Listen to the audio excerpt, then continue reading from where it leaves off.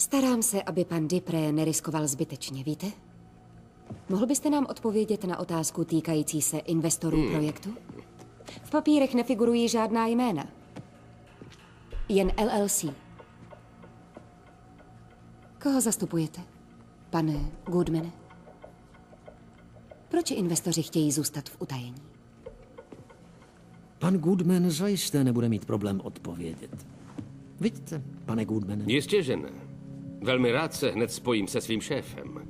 Určitě ho bude zajímat, že máte v týmu tak chytrou analytičku. Ale rád bych ten hovor vyřídil v soukromí.